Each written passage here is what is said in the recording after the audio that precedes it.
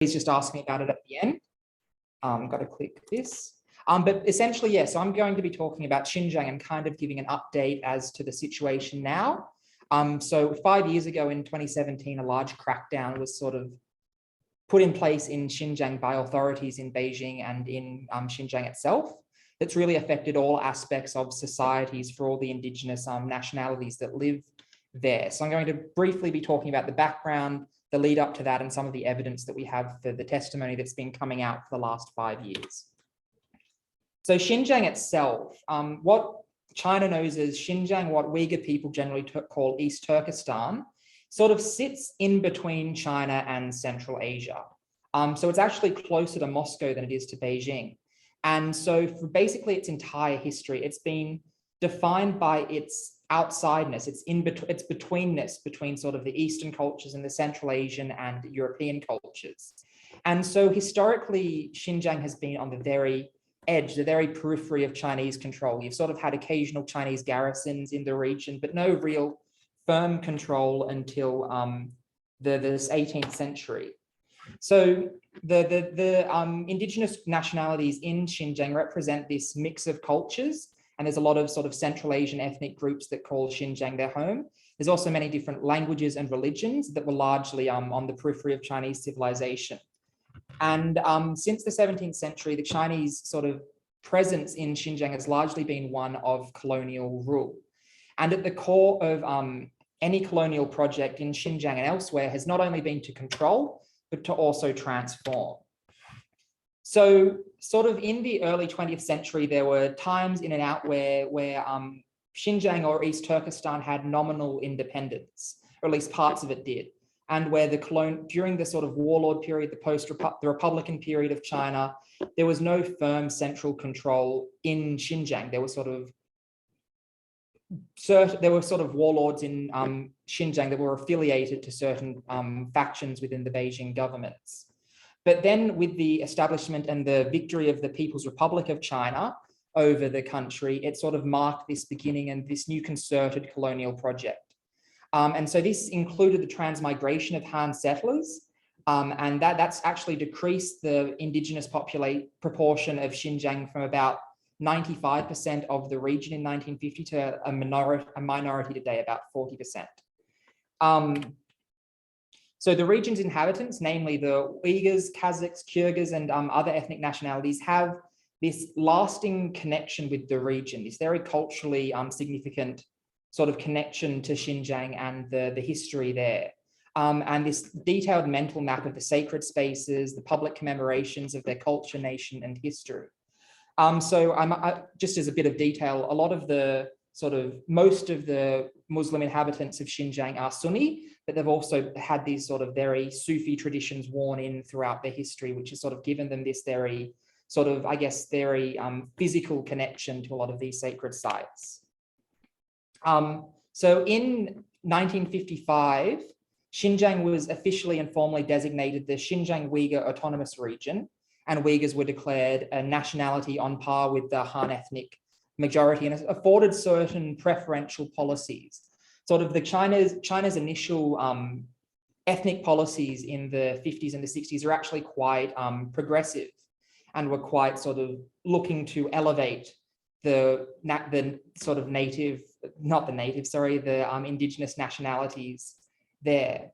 But as Chinese state capacity increased and their sort of ability to enforce their power on the region increased, during the post-Mao, that says most-Mao, my mistake, and especially during the Cultural Revolution, there was sort of large parts where this colonial project has re-emerged and really drastically affected the indigenous nationalities in Xinjiang. So for example, during the Cultural Revolution, practically every mosque in Xinjiang was demolished. And so that sort of sparked this cycle of indigenous resistance and state crackdown that sort of spiraled on and off since the 60s. So in 2009, there was a widespread communal conflict in Urumqi, the capital. And this sort of was seen as the turning point for how China's policy has approached Xinjiang, with sort of this much more harsh policies being taken place. So that's included sort of concerted attacks on language, culture, and religion. And it's not to say that Uyghur religion had like large freedoms before that. You saw sort of in 2001 some very major sacred sites being closed and being closed. But 2009 was really when that accelerated. And that actually launched the most recent phase of this really quite widespread indigenous resistance. So this pressure to assimilate and these very coercive measures that were imposed on the region resulted in a lot more resistance and violence from a lot of the indigenous groups. So for some people, that opposition manifested in retaliatory violence and occasional acts of terrorism. So there was the Tiananmen Square incident that you see here, where there was a car bomb right outside of the Gates of Heavenly Peace in 2013, and a very quite violent knife attack at a Kunming train station in 2014. And so in response, that was sort of seen by Xi Jinping as very much the last straw, I think, in many ways. So in response to that, Xi Jinping and the Beijing authorities launched this very comprehensive war on terror. They called it, sort of borrowing from the US post 9/11 language, and parachuted an official called Chen Guo into the region in August 2016 with instruction to round up everyone who should be round up and to show absolutely no mercy. Chen Guo actually came from Tibet, where there had been sort of very long policies of this sort of cultural oppression. So following his appointment, the cogs began to move very quickly towards this crackdown that would occur the next March. So Xinjiang residents that were living or studying overseas were officials demanded that they return back home. They began to issue edicts about Xinjiang aid projects, labor programs, and anti-extremism that sort of were very broad and very sort of honestly classing a lot as extremism. And they began to construct this large network of facilities in sort of these semi-rural areas of Xinjiang that would later open and result in the detention of hundreds of thousands. And so in November 2016, for example, police began confiscating the passports of all Xinjiang residents so that people couldn't leave once the crackdown began. So in the first months before the crackdown sort of began in earnest, meetings were held in pretty much all of Xinjiang's villages, where the adults of the village were brought in every day and told to confess any opposition or any seditious or any extremist thoughts that they had. And this was part of what they called a revealing errors campaign, but the meetings doubled as a public sentence, where anyone that sort of admitted wrongdoing during those meetings would then later be detained. So, for example, according to a police officer present at one of the meetings, 2 young men were arrested and handcuffed for not fully revealing their mistakes and transferred over to judicial authorities. These meetings and similar sort of actions by police detained huge numbers of Uyghur across Xinjiang. So we don't exactly have a firm number, and that's a really hard number to get, no matter how many people want a firm number. But in one village of 140 households, 39 people were detained in the initial sort of crackdown, and then that launched further and further crackdowns.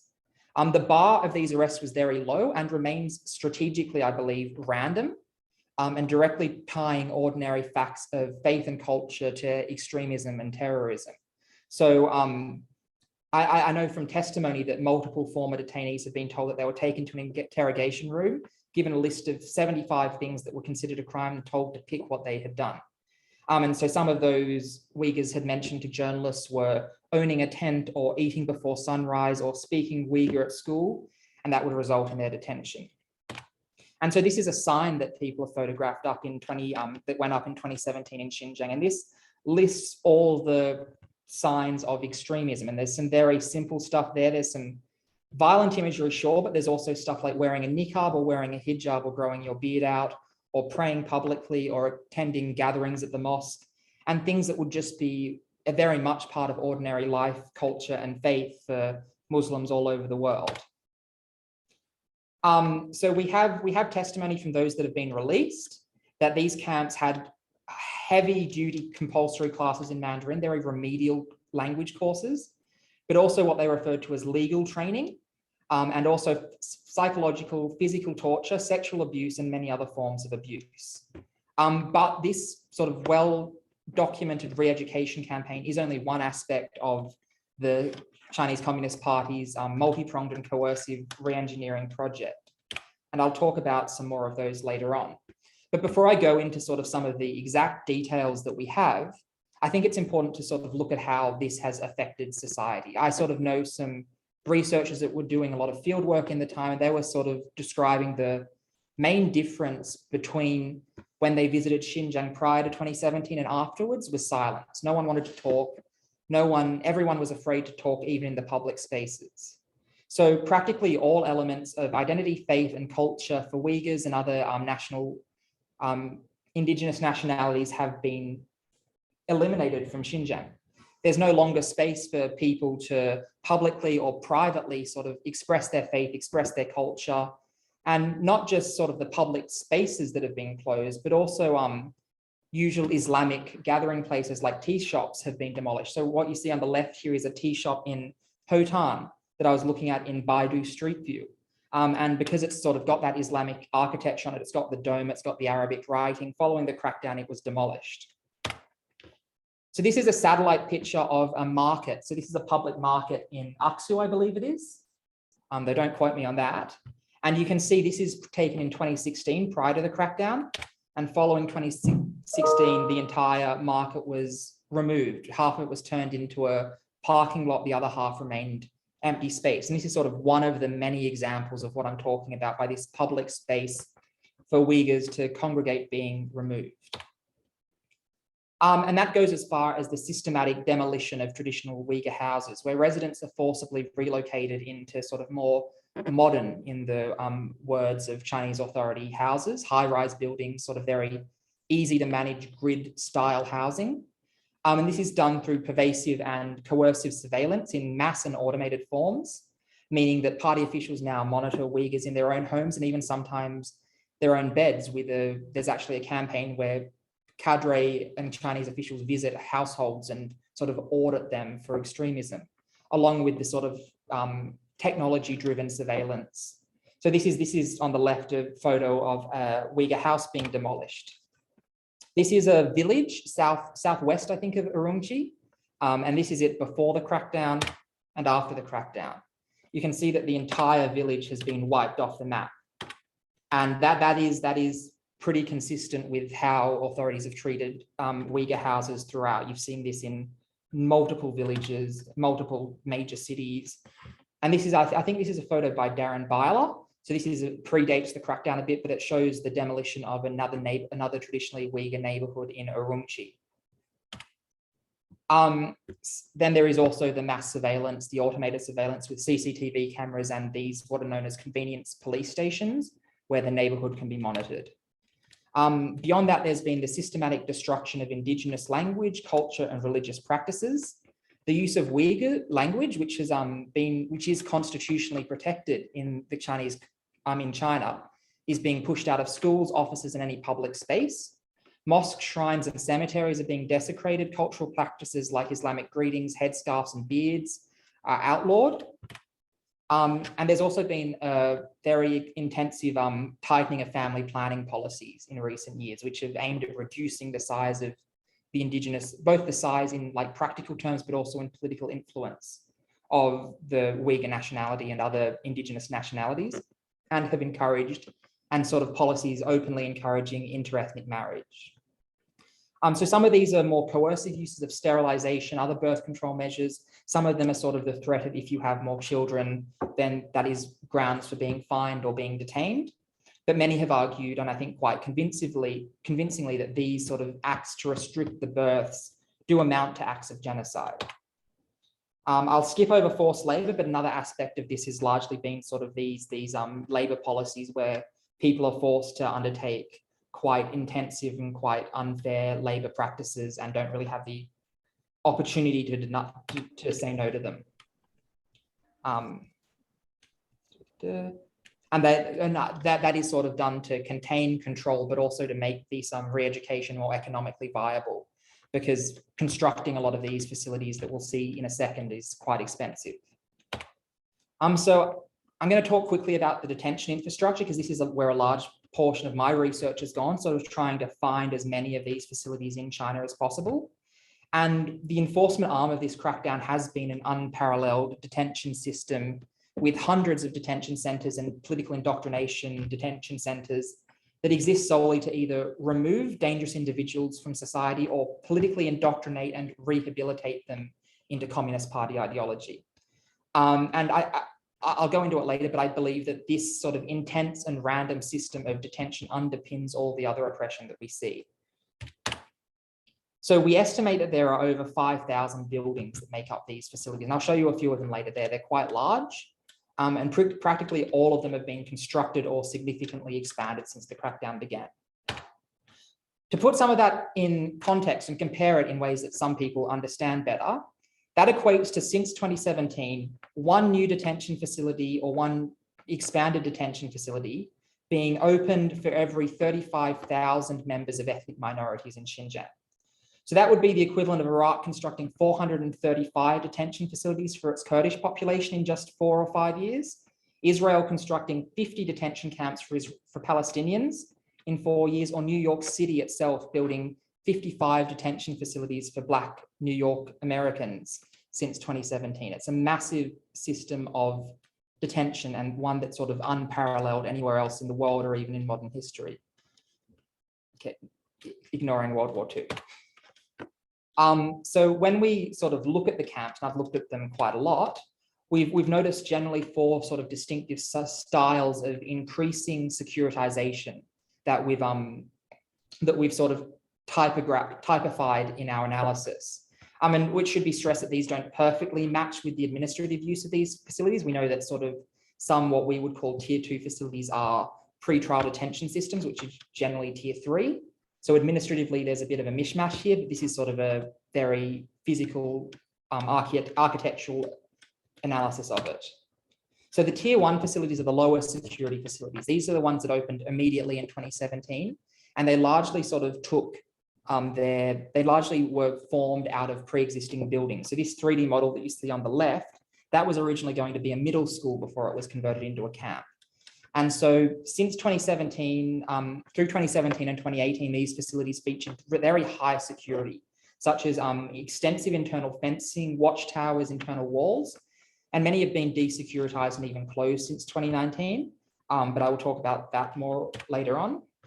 So here's an annotated satellite picture of one of those facilities. And you can see this actually used to be a middle school as well. But the southern 4 buildings of this school have been fenced off and turned into detention facilities. Those orange lines are fencing and walls around the facility. And there is also sort of factory warehouses throughout the camp as well, sort of as that make up what Chinese authorities are calling this vocational training, which is a large central part of some of these lower security camps. Here is another one. This used to be a government building. I think it was it was a Veterans Affairs Department.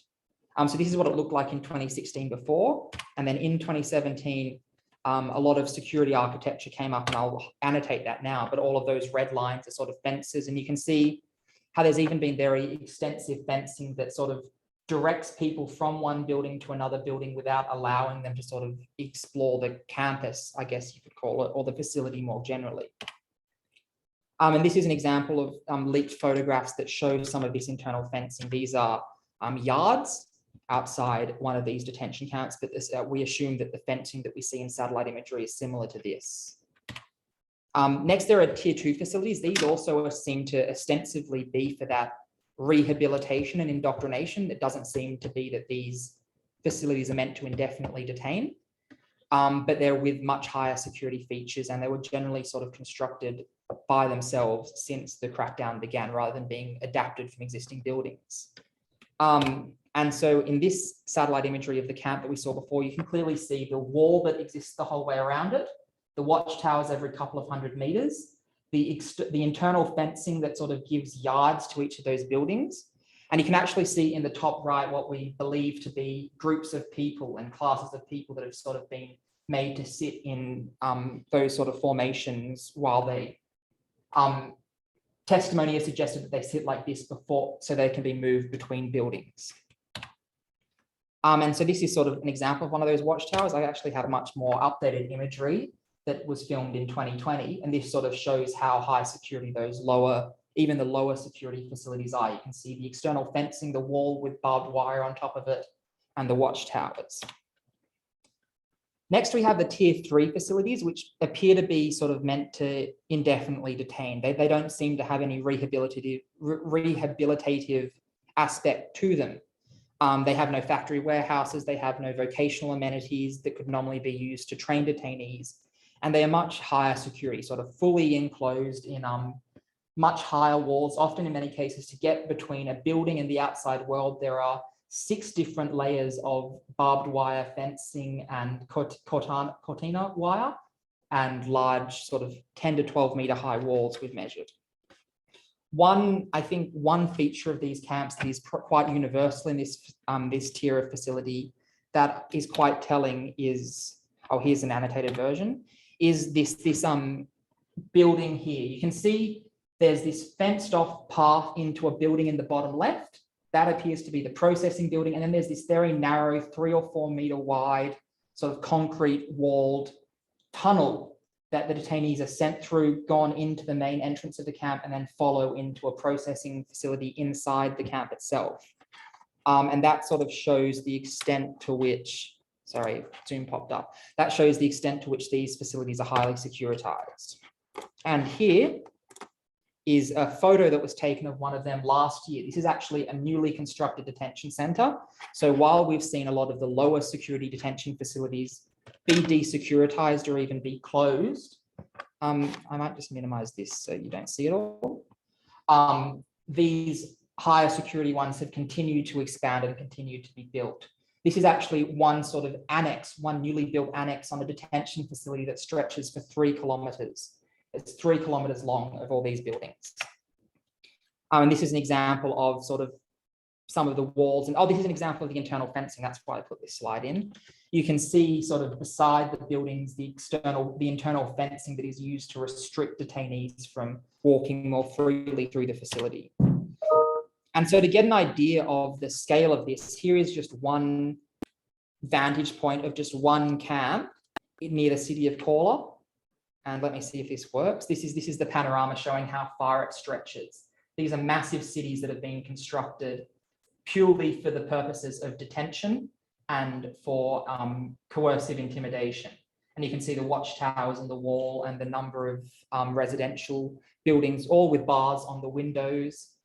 And this is actually quite from a distance. So I think these are actually generally 4-story buildings instead of just the 2-story buildings they look here because the wall covers part of it. Finally, we have the 4th tier. These seem to be the formal prison infrastructure.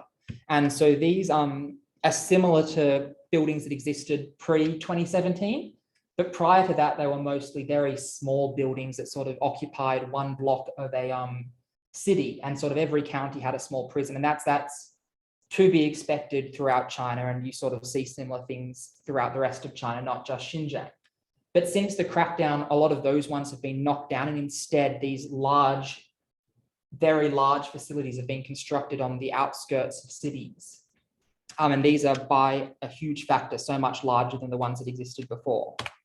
This is a satellite photo of one that got constructed, and you can see how there's no access to the outside if you're a detainee in these camps. You have these little sort of grated outside yards that are sort of throughout the building, but there's no access to the larger facility more generally.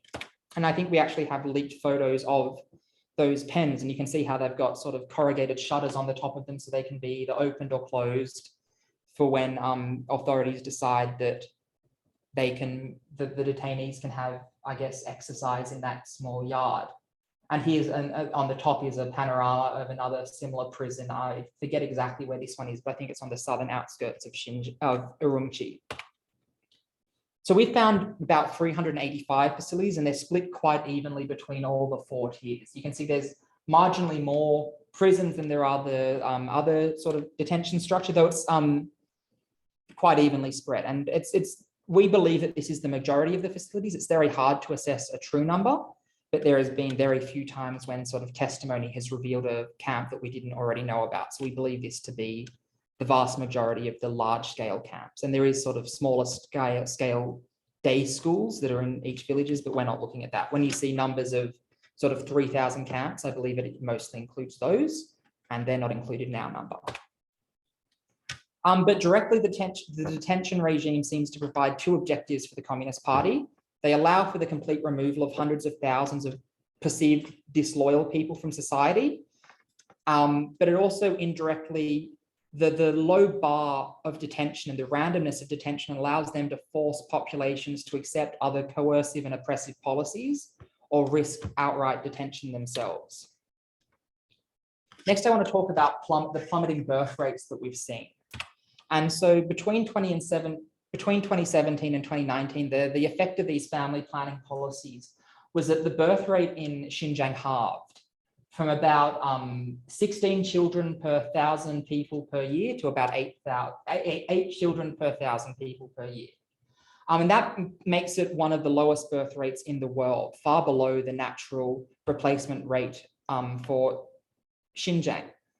So it's deliberately shrinking the population of Xinjiang. And we found through more granular analysis that almost all of this decline was in Uyghur and other indigenous majority areas. You can see those two graphs in the bottom. The x-axis represents the percentage of a county, the proportion of a county that is indigenous, and the decline of the birth rate from a pre-crackdown baseline. And you can see that as the counties are more Han, a lot of the time their birth rate has actually gone up. Every county that is 80% Han or higher has raised its birth rate, but all the counties that are majority indigenous and particularly majority Uyghur, which is kind of shown in those purple bubbles, have really declined. And when we look at when we split that separately, you can see how far this has declined from a birth rate of about 23 to 26, 23 to 27, sorry, people, children per 1,000 people per year to about 6 or 7 people. So it's really catastrophically declined as a result of these coercive family planning policies. And this graph shows Han majority counties on the left, which shows how there's been a pretty even spread of birth rates, some decline, some increasing by as much as 60%, some declining. But when you look at the indigenous majority areas of Xinjiang, that is almost solely very extensive, up to sort of 80% declines in the birth rate in just 2 years. And since 2019, China has not released any data on this, so we don't know the extent of how this has continued in the 3 years since. Talking quickly about the mosque and shrine demolition, I'll note that Xinjiang has largely been Muslim for about 1,000 years. And in that time, they've forged this unique blend of Islamic tradition and jurisprudence that I was talking about with this local culture and spirituality. This has created thousands of shrines and sacred sites across Xinjiang. You can see one on the left there. And these shrines sort of show this what you'd expect, what sort of is universal with indigenous groups, that connection to land, that connection to history, that connection to culture. And since 2017, authorities have systematically demolished these facilities. About a third of these sacred shrines have been demolished, with an additional third being damaged, and we assess that most of the rest have been closed. So this is probably the second most important shrine in Xinjiang. It's in the desert north of a city called Hotan. And you can see it's got the big sort of mosque on the left with the prayer hall, and then on the right, it's got the shrine itself. It's sort of this mound with a lot of flags in it, and it's a sacred tomb. There's also a sacred tomb up the hill, not photographed. And so this is 2013, I believe, before the crackdown. And when we look at it during the crackdown, you can see how the buildings have been demolished, the shrine itself has been desecrated, and in imagery since then, this has been entirely razed. Next, I want to talk about the town of Ordam. This is a shrine town. It's quite a small town in the middle of nowhere. It's about 25 kilometers from the nearest habitated area through the middle of the desert. But this is the site of a battle in about 1000 AD, where a Khanate basically overcame a Buddhist kingdom, and it is considered by Uyghurs generally to be the location where Islam was introduced to Xinjiang. And so for 1,000 years, it's sort of been maintained as this sacred town. There are multiple annual pilgrimages there. And because of this sort of Sufi sort of tradition, just the mere nature of this facility, of this place, is sort of considered sacred and healing. So you sort of see Uyghurs from all around Xinjiang making their way to this very out of the way town. And so this site was actually closed in 2001, but there were sort of people that were able to sneak in until 2017, where the entire town was demolished. Every single building, most of these buildings had been there for up to 1,000 years. Every single building had been demolished. And it shows sort of the coercive nature of this policy, because instead of sort of updating their security, updating the way that it's closed to stop people from going there, they went to the effort of transporting bulldozers and demolition crews about 25 to 30 kilometers through sand dunes just to demolish this town. And also we found that pretty much every single other stop on this pilgrimage route has been demolished. When we look at the timing of this town, and this is a bit tangential, but I think it's important to talk about the campaign against sort of the people that hold a lot of this cultural knowledge. There was a famous anthropologist who dedicated a lot of her life to this site. Rahil Dawood was her name. And in December 2017, she was arrested at an airport on her way to a conference in Beijing, and she hasn't been heard of since. So no one knows where she is. And there are only rumors that are floating around. And she dedicated pretty much her whole life to studying this town. And on the same month that she was detained was the month that this town was demolished. So it shows how much of a psychological coercion is in this, as well as just the physical measures. So across Xinjiang, we did some quite statistically not complex, but quite statistically encompassing analysis, looking at sort of all the mosques we could find in Xinjiang. We found about 1,000 sacred sites and mosques across Xinjiang using a variety of methods. And we found that about a third of them had been demolished. So this equates to about 8,000 mosques in all of Xinjiang, we estimate, have been demolished in the last 4 or 5 years. An additional about 7,500 have been damaged, which is what we classed it, though that generally is seen as the de-Islamification of their architecture. So the removal of any minarets, the removal of any domes, the removal of sort of any Islamic symbology on the mosque itself. So, and about the third that we assessed to have been undamaged, the vast majority of them appeared to be quite simple dwellings beforehand, which didn't really have this extensive Islamic architecture to start with.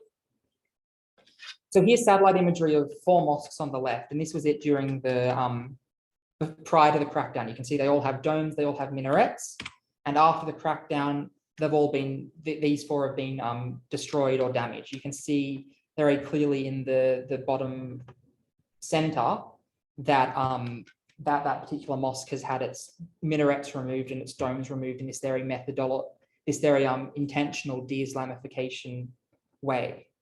Another important thing to note is that it's not as though these buildings have been replaced with sort of other public infrastructure. They haven't been replaced with sort of houses, and they can't be explained away by sort of the natural development of a city, which is what Chinese authorities have excused a lot of this as. Instead, they by and large left as empty lots or empty parks, or in many cases even parking lots. You can see on the right is the before and the after of a few more mosques. And of those mosques that remain, multiple recent visitors to Xinjiang have estimated that about 75 of those that remain standing are closed and often derelict. So you can see on the left here is a picture of a lot of mosque doors which have been padlocked shut.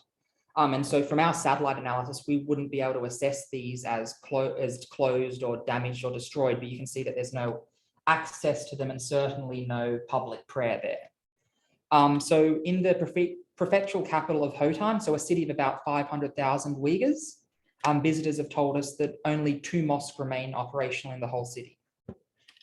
I also have a photo that I can't share today because I haven't got permission to share it, but I've seen photos of people that have been able to push the doors open slightly and sort of sneak a phone in behind to take a photo of the inside. And you can see on the inside, it's extremely derelict, extremely messy. There's been no attention to sort of maintain the mosque.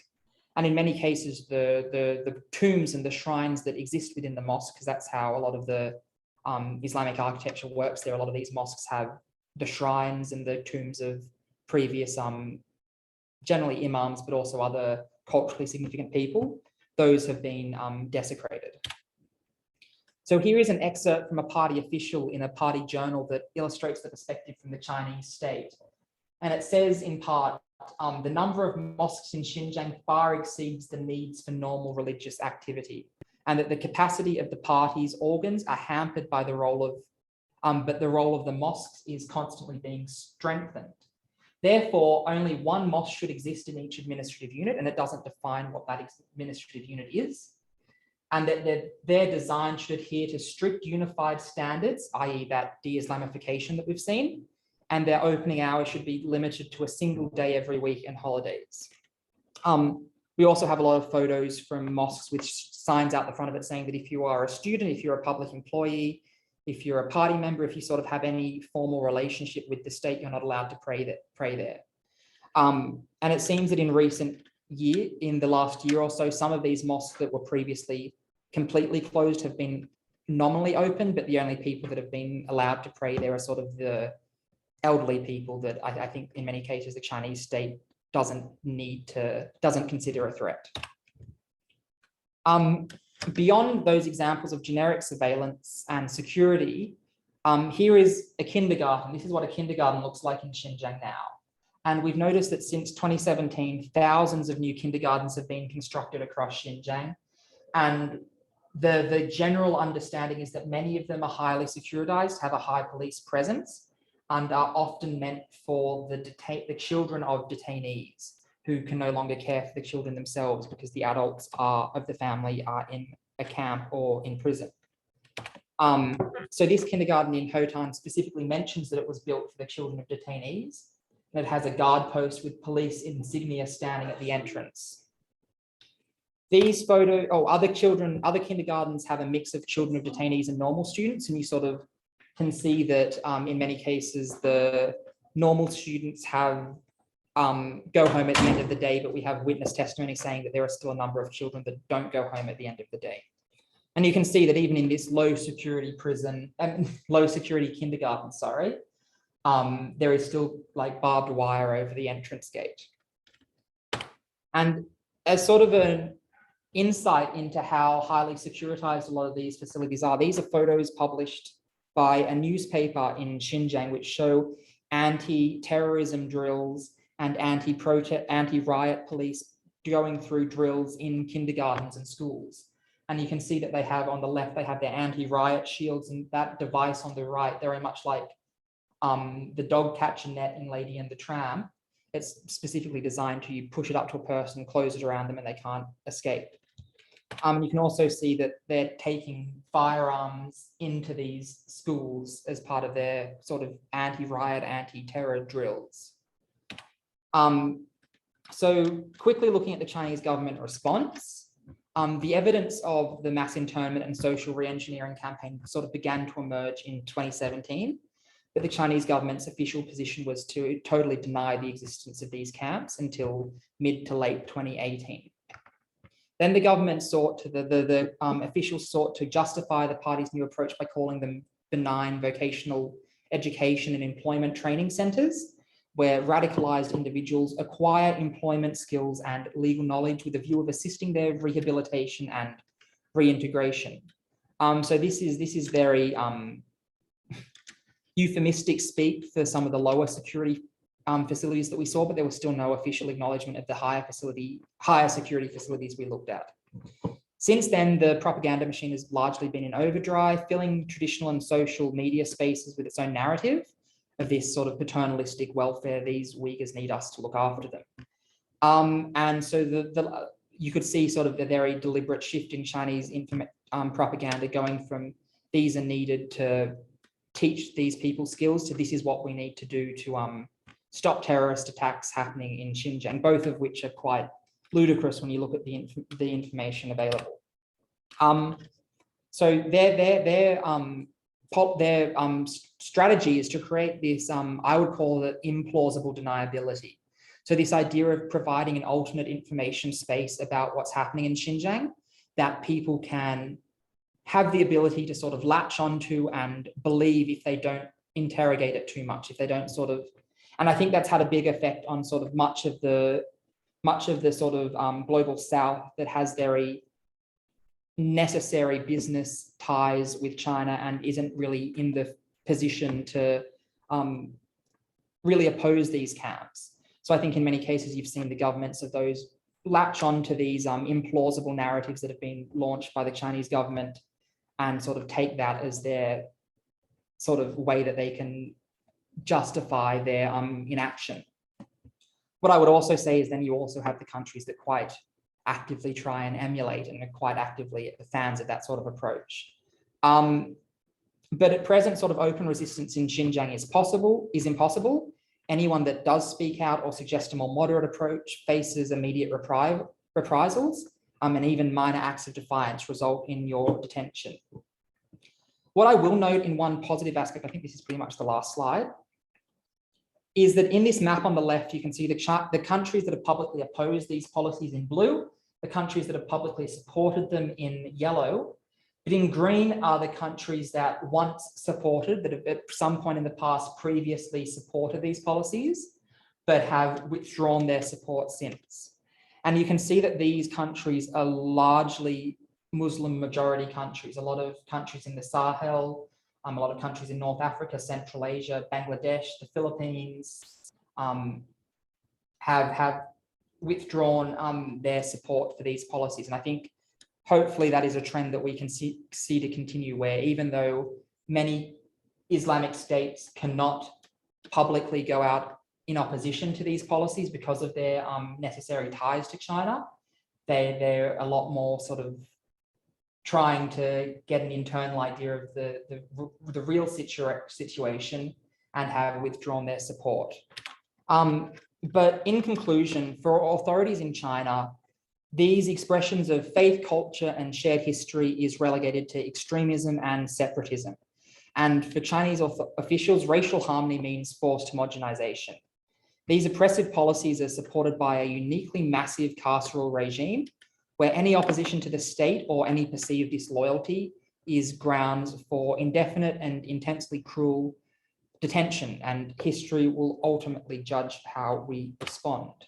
And here is just some photos from Xinjiang prior to the crackdown, all showing scenes that would not exist today. In the left, a traditional hat, a beard; in the middle, a hijab; and in the right, public Uyghur writing. And on that note, I think that's the end of my slides. So if anyone has any questions for the last 10 minutes or so, please let me know. And Dana, are you able to let people speak or read them out if they've posted it? Definitely. Cool. Thank you so much for that presentation. That was no worries. fascinating and informing. We do have one question already. It's from my supervisor, Kirill. He asks, is the crackdown confined to the Uyghurs? Are the Dugans left alone?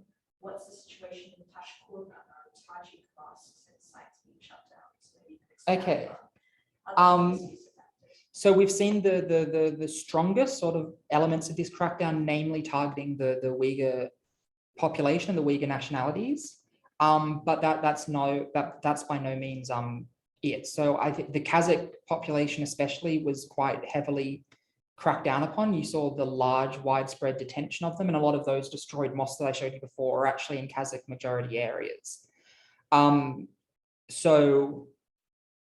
But in about mid-2019, I think because of intervention from the Kazakh government, what we saw was a lot of widespread releases of Kazakh detainees into, generally when you get released from these detention centers, you either end up in these labor programs or some form of sort of village or neighborhood arrest where you're not allowed to leave your village or your neighborhood. But you saw a lot of Kazakhs be released in mid-2019, and this was prior to the broader releases that we saw in late 2019, early 2020, where a lot of the detainees in these lower security camps appeared to be released, but a number of other ones appeared to be sentenced to larger, more formal prison sentences. And we know that from both the expansion of the prison infrastructure and the larger detention infrastructure, but also sort of from a lot of witness testimony where they said, my relative previously was in a re-education camp, now they've been sentenced to 7 years in prison. It's generally in periods of 7, so 7, 14, 21. When it goes to the Tajiks and the Tashkurgan region, which is in the south, there actually isn't an extensive detention infrastructure there. And I can't necessarily comment why. There is, I think, off memory, 2 small camps, but there's none of these large, massive camps like I highlighted before. And you've generally seen sort of less demolition in Tashkorgan. I think I'm saying that right. But we also have noticed that certain villages have been entirely erased off the map in that area as well. So there clearly is still crackdown affecting these regions, but it's not as universal, it appears, in Tashkorgan as it is in the rest of Xinjiang. And I believe that's because the Chinese government views that very much as a strategic border outpost right on the disputed border with India. And there is a really heavy presence of these localized paramilitary units, which I think is why the Chinese government has sort of seen that region with more, I guess, more loyalty than the other regions, because there are these border guards and these paramilitary organizations largely fielded by Tajiks and Tashkorgan residents that patrol that. So I think there is this larger system of sort of loyalty that sort of China has been able to look at and not represent and not crack down as hard in that region. Dzungars, I'm not honestly about their situation specifically, but I think generally when you look at it, any Turkic, the target has sort of been these Turkic nationalities and these Turkic Muslim nationalities especially, though there has also been some crackdown on the Hui communities, which are Han Muslim, and some crackdown on the quite limited number, but the Turkic non-Muslim communities as well. Interesting, thank you. So does anyone else have any questions? You're welcome to unmute yourself and ask it, or if we have any in-person questions, please feel free to go ahead.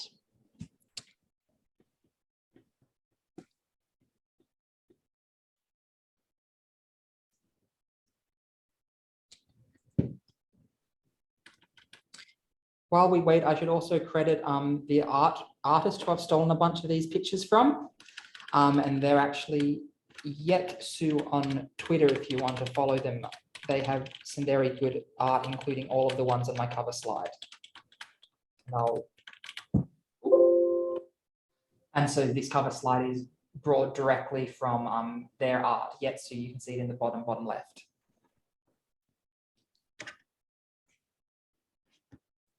Any other questions?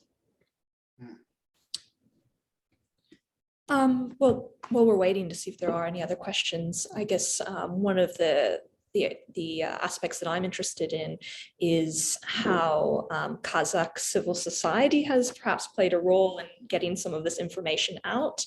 There was, of course, I think it's Atatürk was the organization in Kazakhstan that played a big role. So maybe you can expand a bit on that and how some of this information is coming out. Yeah. I mean, besides the satellite imagery work, but those other organizations. So the sort of civil society roles in Kazakhstan, I haven't necessarily dug that deeply into, so I can't talk too in detail about it. But broadly, I think a lot of the testimony that we've seen come out has come from Kazakh people. It's come from people that have been able to sort of utilize family or business or government ties in Kazakhstan to be allowed to exit Xinjiang for a number of reasons since the crackdown began. And so we probably have our largest base of evidence and witness testimony from the Kazakh communities that were detained. And that itself causes a bit of a problem because we do understand that the harshest elements of these crackdowns have been sort of put on the Uyghur population, but our testimony is overwhelmingly from the Kazakh detainees. So there is a bit of a mismatch there, but I think we can draw a lot of trends from there.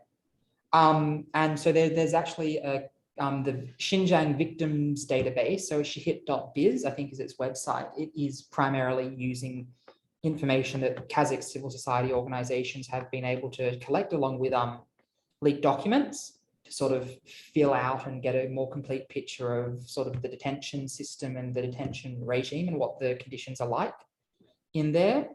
There is a really good story in Believer magazine by Ben Malk. I'll see if I can remember its name. But it specifically talks about a lot of victim testimony from Kazakhstan. And it sort of is this 10,000 word long, sort of very long form piece that details a lot of the testimony. It is called Weather Reports, Voices from Xinjiang. And so if you want to know more, especially from that what the Kazakh civil society has been able to work out, that's a very good and quite early sort of idea of that testimony. And it's sort of very much the first draft of history, but it's a very useful and informative one. And it's also, I guess, it's also worth noting that a lot of Australia's Uyghur community comes from sort of along the Kazakhstan border as well. And a lot of them fled from a crackdown that happened in 1998, which I haven't mentioned at all, but it primarily affected the Ruser region on the Kazakh border. So a lot of our Australian Uyghur population is sort of people that have ties to that region as well. And we've seen from their testimony how extensive the detention of their family members has been as well. Thank you. So do we have any other questions? Kirill has his hand up. Kirill, would you like to unmute yourself? Yeah, thank you, Nathan. That's absolutely amazing. And can I just ask you to comment on a point, I think a very important point you made?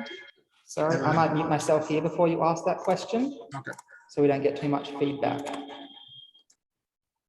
All right. So you said that the government of Kazakhstan exercised some bargaining power on Beijing to cut a break essentially to ethnic Kazakhs. And this is a story that deserves some elaboration and propagation, perhaps, because it's only too common to see in the Western media narratives that it's a unilateral flow of authority. So it's China that browbeats the Central Asian republics into compliance and obedience, but obviously there's some reciprocality and quid pro quo happening there. So basically, can you elaborate on the formal and informal methods through which Kazakhstan in particular achieves its national interest in China in regards to this crackdown? So in short, no, I don't think I can, because I don't think a lot of that information is public. I'm not even sure to the extent to which this has been officially confirmed through government sources. This is just the understanding that I have from a lot of people that have done a lot of work in Kazakhstan. So I don't think there is sort of any details that are available to sort of expand upon. But I would say that I think it's very obvious. You can sort of see the Kazakh government very much trying this balancing act of using, I guess, both sort of trying to compel the Chinese government to sort of help achieve its national interest. So you can see that I believe there clearly were negotiations that led to the mass release of Kazakh detainees in mid-2019. But there have also been very concerted efforts by the Kazakh government to restrict the public, the civil society work that is being done in Kazakhstan. You've seen sort of limited crackdowns in Kazakhstan against some of these organizations that have been doing these intensive victim testimony documentation. So there is sort of this balance that Kazakhstan is clearly trying to sort of achieve in it, but that's not an aspect that I necessarily am an expert on. And Dana, you can probably talk about it as well as better than I can. And I think a lot of the information necessarily isn't sort of in public, so that we don't really know a lot of it yet. Great, thank you. Are there any final questions? We can have one more before we wrap up. If not, then I would like to thank everyone for attending, and of course, Nathan, for a fantastic presentation. It was really interesting to hear you speak about this very important subject. So thank you once again to everyone, and I hope to see you in our Majlis next month. Thank you. Thank you.